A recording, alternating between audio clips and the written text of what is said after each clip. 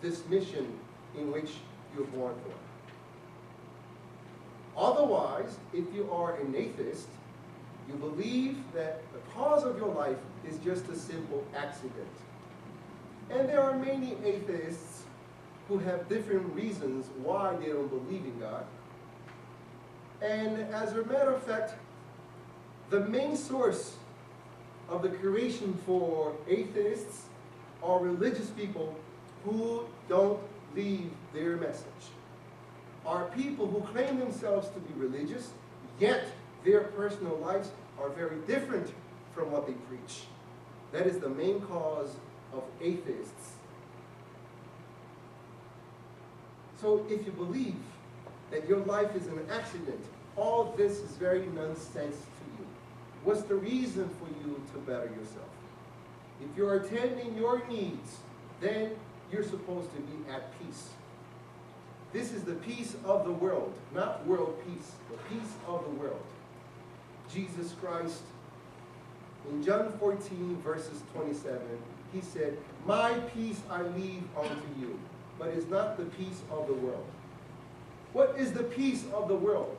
Well, if we like food, you're a hungry individual, your peace is sitting in a diner and eating until you explode yourself. You go to one of those $9.99 buffet, and you make sure you eat about $90 instead of $9.99. You unbutton your pants, and then you go for one plate, second plate, and the third plate, and you look at these plates, you could barely see the other person in front of them. That's how big they are. And then at the end of the third plate, they usually say, "Let me reserve some space for dessert." Space for dessert. What space is that? After the third plate. For that person, this will be peace. But this is not real peace. This is an illusion. Because eating this much, you eventually cause yourself diabetes, hypertension, and hence the disease will come. As a message that we shouldn't be doing that to ourselves. If sex will bring the disturbed people peace, that will be sex with many different partners. And that sort of peace, it's not real peace. It's just a psychological disturbance. This could be someone who was sexually abused as a child by a relative, and as they grow older, they want to kill the message of the person with each person they sleep with. It's a mental disturbance. And sex, just like food, the more you do it constantly, the more annoying it gets. Let's say you like vanilla ice cream, and you get to eat vanilla ice cream every day 10 times per day. At the end of the third day, you cannot even look at vanilla ice cream. Same goes for the mental disturbance of sex with different people. That's not peace. That could be world, the peace of the world. For the people who are greedy, having peace, it's having a lot of money. Yet, when we look at suicide statistics, no other kind of people kill themselves more on this planet than rich people. Therefore, money will not bring you peace. That will be the peace of the world, but not the peace that the Prince of Peace claimed that he will give it to us. What kind of peace is this? It's a peace when we conquer our inner selves. When we diagnose the problem correctly, which is the problem is not on the outside, the problem is in the inside. My internal conflicts, how can I conquer myself? That will bring me peace. And if we have a world of peaceful individuals, eventually we'll have a peaceful world. But even if the governments establish peace, and we personally don't have peace in our world, it is impossible for us to live in harmony, to be in peace with one another. So our obligation To achieve our peace is to better ourselves. You were born with a mission to conquer your inner conflicts. Until we're not doing that with our lives, we will not experience happiness. Let's say I have a pen in my hand. Is this pen a creation or a creator? A pen that you have in your hand, is it a creation or a creator? It's a creation. Now, the creator of this creation designed this creation for what? To write. If I use this creation for the purpose which was designed for, it will perfectly work. It will work perfectly. Now, if I try to use this pen as a hammer, and I try to break this folio, will that work? Absolutely not. If I try to use this pen as a screwdriver, will that work? No. I will break the pen, but I will not achieve my objective. So our lives will not work until we're not doing with our lives what it was designed for. The only reason our lives don't work is because we keep using it for the purposes which we were not designed for. Our Creator designed you with a purpose. And that purpose is to better yourself. And in the process of you bettering yourself, others will follow your actions. Because there's nothing more powerful to change those around us by living the message. Our own way of conducting ourselves will drag those towards the good path. So if you want to establish world peace, how are you going to do this? By creating peace in your inner world. How do you do that? You fulfill your obligations. What's your obligation? To better yourself. And to better myself, I need to know what's broken about me.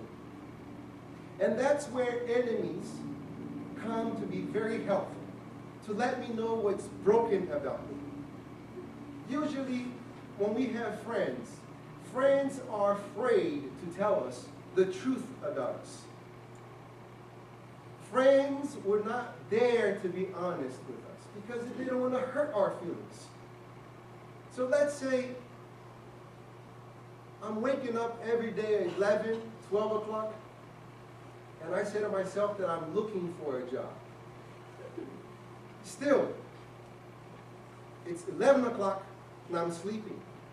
I've been looking for a job for the past 6 months and I don't have one. A friend of ours will probably say something like this. Oh, I think the reason you don't have a job is because the companies are not hiring. That's the reason you don't have a job. Our enemy, in turn, would say, you lazy, you bum.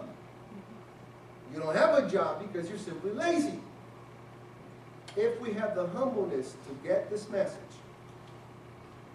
we will learn something very important about our character. And by overcoming our laziness, that will bring about change within us. That will bring peace. But most of us, when relating with other people and we hear this sort of message, what do? We become against the individual who's giving us a very important information about us. Because we still think that our peace is related to what others do to us instead of what we do to others. How many of you are aware of other people who are completely disturbed by other people's opinion about them? If someone talks very highly of you, you're not going to get any better. If someone talks very low of you, you're not going to get worse. You are who you are, and not other people's opinion. But is that how it works? No. We are infuriated by people's gossip about us. Boy, are we addicted to gossiping. Our tongues, they twinkle when we want to speak about someone else's life. And we are disturbed by their opinion. When in reality, we can control the message, understanding, if this is the truth, I have an obligation to better myself. Because that's what I was born for, to empower myself, to correct my imperfections. But if I have a distortion of reality placed on my eyes, I'll see this individual as enemy. And that's the beauty of Spiritism teachings. It teaches us that our enemies are our teachers. They are letting us know something very important about us. There are two ways we can learn. Either we can learn through love or we can learn through pain. How can we learn through love? We read. We watch other people's example. We are humble to listen to other people's advice. That's learning through love because it doesn't cause us any pain. But because of our stubbornness, we most likely to learn through the painful process.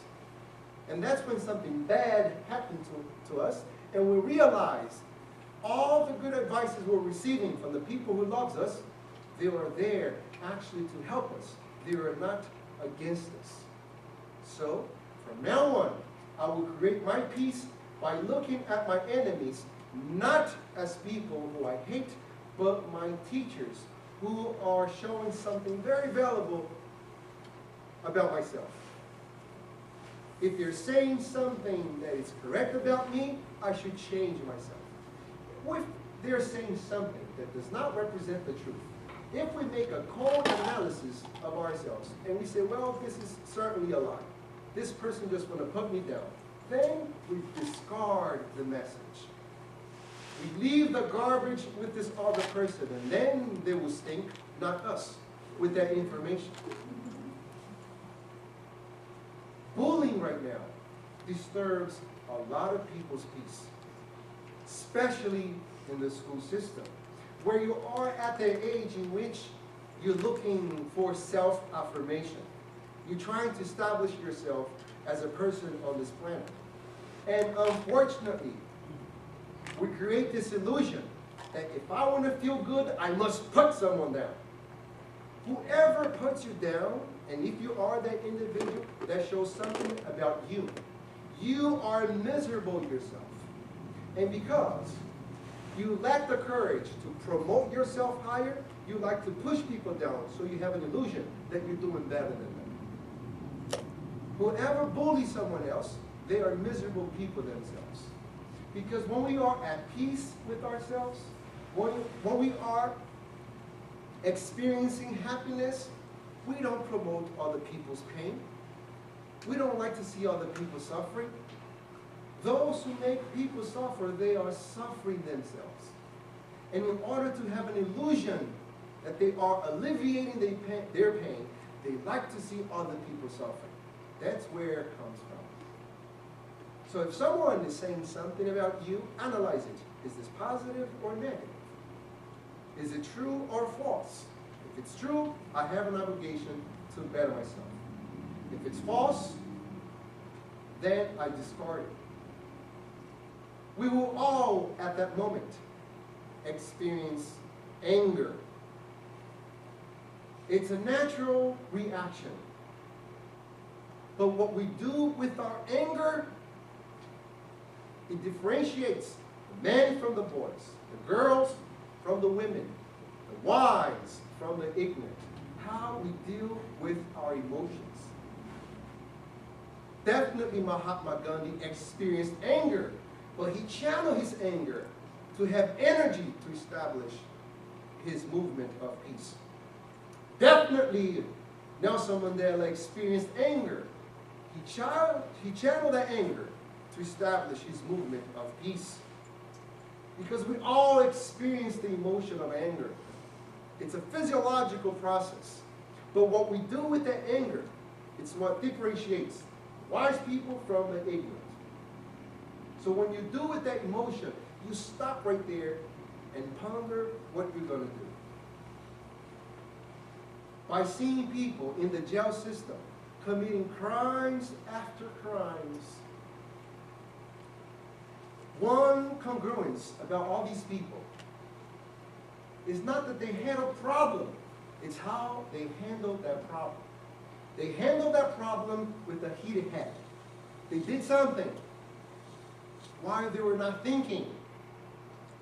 They say, I completely blacked out. And it's not that they're not seeing what they're doing, they're simply not thinking of what they're doing because they're acting with a heated head. So whenever you are in those circumstances, in the heat of your anger, don't act on it. Walk away. Take a walk, you breathe, you pray, you meditate, you listen to a peaceful song, anything that will calm you down. Because if you act with your anger, you will regret afterwards. It's how you channel that anger. Because many peaceful people, they experience anger. As a matter of fact, there is a joke about this Zen Buddhist who went around the world preaching about peace. And his most famous lecture was, "The change is from within." So he went all around the world preaching peace. The change is from within. And one day he came to New York City. He was walking around and he became hungry. So he stopped in one of those hot dog cars. He asked for a hot dog. And in New York, a hot dog might cost you $5. He looked at his wallet. He had no singles. So he gave $100 bill to this man. And he started eating the hot dog, waiting for the change. And the man didn't do anything. And he says, "Where's my change?" And the hot dog man said, "The change comes from within."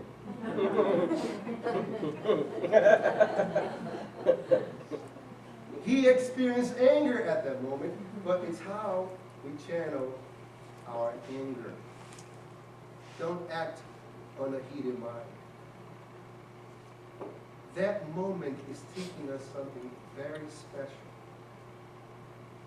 What brings on you the reactions that you feel when dealing with people, it's an important information about you. Your emotions are telling you something about you. It's telling you the diagnosis. So you can work on the treatment. If we continue our lives thinking that others are responsible for our pain, we will expect these people to change in order for our lives to improve. And that will never happen. That will never take place. The moment we realize that we are responsible for our peace and we are not depending on others, we will work on the treatment by understanding that my peace is the result of my betterment. And I better myself by helping those around me to better themselves. Here in the U.S., there is a corn competition. Farmers get together and they compete for the best corn. And this man, year after year, he planted the best corn. So the reporter from Farmers Magazine came to interview him to know the secret of the best corn. And he said, well, the reason why I have the best corn is because I give my seeds to my neighbors. And the man said, I don't get it. You give your seeds, the best corn seeds, to your neighbors? Yes, I don't get it. Why? Well, have you ever heard about cross-pollination? When they plant the good corn, the wind brings the pollen to my farm. If they were planting bad corn, eventually that wind would bring the pollen to my farm, and then I'll have bad corn. So I understood to have the best corn, I had to give them my best corn. And life is exactly the same way. When you are giving your best to others, it's what you get from life. Because your life is measured by the amount of lives you touch, not by how much you have. By the titles you carry. It's by how many lives you touch. Because our indifference creates our pain. When we are indifferent to those who are crying around us, it creates our own problems. We are all interconnected. in the web of life. What I do impacts the other person. And my indifference elects me. It impacts me. There's another cute story about this mouse who was running around this farm. I'm speaking a lot about farms today. And this mouse, he was scared because the owner actually had placed a trap in the kitchen to catch him and put this huge piece of cheese in. So he was suffering. As you might say, he was very anxious. He became depressed. He went to see a mouse psychiatrist. The mouse psychiatrist did not want to listen to his problem, just place him on Prozac. Take this, it will be all right. That medication didn't solve the problem because medications are not the solution to our problems. That's not the cause. The cause of his problem was that there was a trap there. So he looked for his friends, a little bit of help from his friends. And the first animal that he saw was the chicken. Can you help me? And the chicken asked, what's your problem? Well, there's a trap waiting for me. I'm going to die. Help me, please. And the chicken said, that's not my job. I have more important things to do with my life. That's your life. What do you mean that's not your job? You got to help me. No, my job is just to eat these corns and give thanks. That's it. And then the poor mouse searched for the pig. What's the problem? There's a trap there. Please help me, protect me. But that's not my job. What's your job? I'm here rolling in the mud. That's it. That's all they want me to do. Then this little mouse searched for the next animal and found a cow. And the cow said, that's not my job. I have more important things to do. I just give milk. They're happy. That's it. Later on that same night, this noise in the middle of the night, the trap caught the mouse. So the farmer's wife, she went to the kitchen to see how big the mouse was, and suddenly in the house there was another scream heard. When she flipped the lights on, it wasn't the mouse in the trap, it was actually a venomous snake. And the snake put the venom into her leg. Suddenly she felt dizzy. Here came her husband, took her to the hospital, and the doctor said, I'm so sorry, there's nothing we can do about this. If you're bitten by the snake, you're going to die. Take her home and allow her to say her last words to her relatives. So the husband is crying, and he asks his wife, can I do anything for you?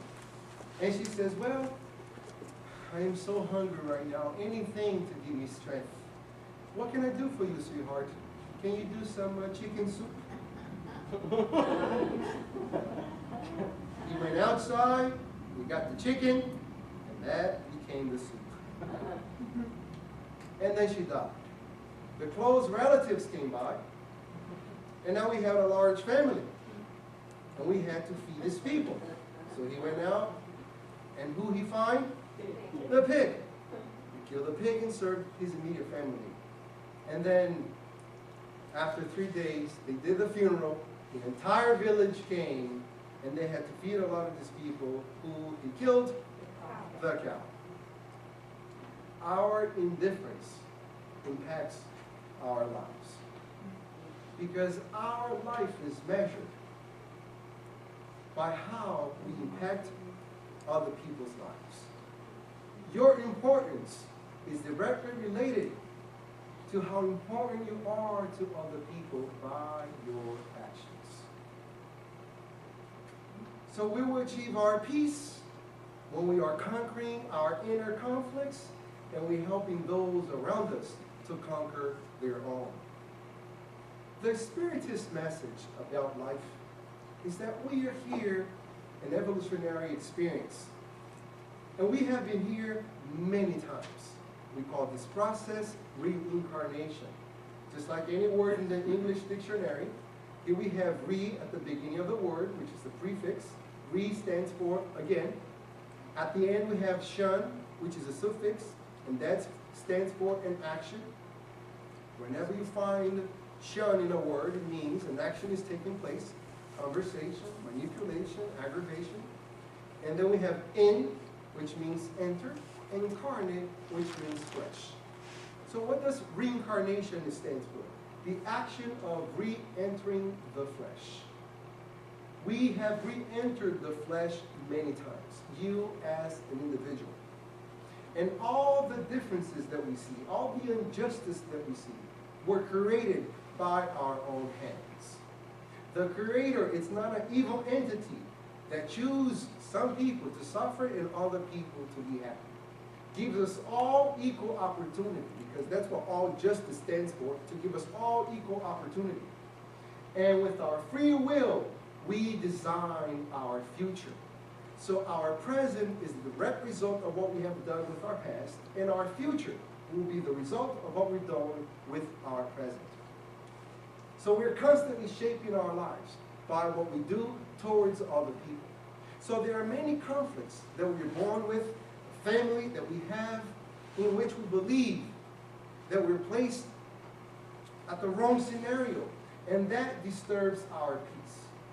Spiritism helps us change the perception of our problem by giving us the understanding that we are at the right place at the right time for our evolutionary needs. You're not at the wrong place. You're not with the wrong people. You are at the right place, having the perfect opportunity to develop your potential as eternal spirit. You have within you the seeds of patience, the seeds of comprehension, the seeds of forgiveness, the seeds of love. But just like any other seeds, a seed needs time to develop, the right conditions to develop. So your life was placed with all the right conditions for you to develop yourself. And if you are fulfilling the needs of your evolutionary experience, you will experience peace. You are walking towards the light. And as you walk towards the light, you are bathing yourself with light. The more selfless you become, the more light happiness you experience. The more selfish you become, the more you distance yourself from God, from the light, from peace. Because peace is nothing but the result of us fulfilling our obligations to better ourselves. So when we are experiencing great problems because of our relatives, because of our social status, or because of our physical condition, look at it as this is an opportunity for you to grow. God is not against you. Life is not against you. We are against ourselves by the bad choices that we make. If you are sick, and this is some sort of irreversible sickness, it's an opportunity that life is giving to you. Through your sick body, you are cleaning your soul of the real diseases that come from our spirit. If you're having difficult people around you, these are people who are helping you develop your potential. Because you can only exercise forgiveness, patience, love with difficult people. If you go up and meditate in a mountain, you're not promoting yourself. You're not evolving. You are surrounding yourself with the tranquility of the mountain, but you're not exercising patience, peace. How can you exercise that? In the middle of the turbulence. What is patience? Patience has two parts, pat and shuns. Shuns, the suffix, stands for science. Science stands for knowledge. Knowledge stands for knowing. What does pat stand for? It comes from Greek. It means peace. So what is to have patience? The knowledge of being at peace. Knowing how being calm. How can we develop patience? Only when we have disturbing people around us. It seems paradoxical, but you can only develop the muscle of patience when you have people provoking you. There is a South African adage that says, Calm seas do not make good sailors. If you want to be a good sailor in life, you need rough seas. That's what these experiments are all about. These moments, they can call them difficulties that disturb our peace. They're nothing but an opportunity for you to develop your potential as a human being. We like to label these moments troublesome, to disturb our peace, because we don't understand what they're there for. But with the Spiritist message that gives us the right perception of life, we know that life is constantly fighting for our growth. When we are settling for less, pain comes to help us push ourselves forward so we can achieve a better state of ourselves. We're all supposed to be up here, but we settle for less. When we settle for less, pain comes into place to help us so we can put ourselves in the right position. And that's, unfortunately, we choose through pain, when it can actually be through love. How can we achieve peace and growth through love? By understanding who you are. By a constant self-analysis. By constantly understanding that you are here to improve all these negative aspects of yourself. The moment we awake to that reality, everything else changes. The world changes because we don't see the world with our eyes. We see it with our experience. Once we change the experience, we change the perception of the world. Do not wait for a painful moment for you to achieve your peace. Your knowledge that you need to fight for peace for yourself. Do not wait for disturbances in your life. Do it right now when you have the opportunity. Remember the airplane that fell in the Hudson River a couple of years ago? Thankfully, everyone was saved. Inside the airplane, there was this man that he said when he heard those three most important words in his life, he suddenly learned so many things about himself. The pilot said to the speaker, "Embrace forward impact." At that moment, he knew he was dying. During those couple of seconds, he had this psychological phenomenon in which you see your entire life in the flesh before your eye. And he learned three lessons while the airplane was actually falling, because he knew he was about to die. Lesson number one, he always remembered that he was never at peace, experiencing happiness, because he waited for special moments to happen. When those special moments came, he never enjoyed it. Christmas, for example. There's a lot of people who wait for Christmas to be happy. And when Christmas arrives, they gather in family to speak about those who are not present. That's not peace. They wait for Thanksgiving to be happy. Thanksgiving is an opportunity to be thankful to our relatives. We're waiting for a day to make it special, and realize that he never enjoyed those days to begin with.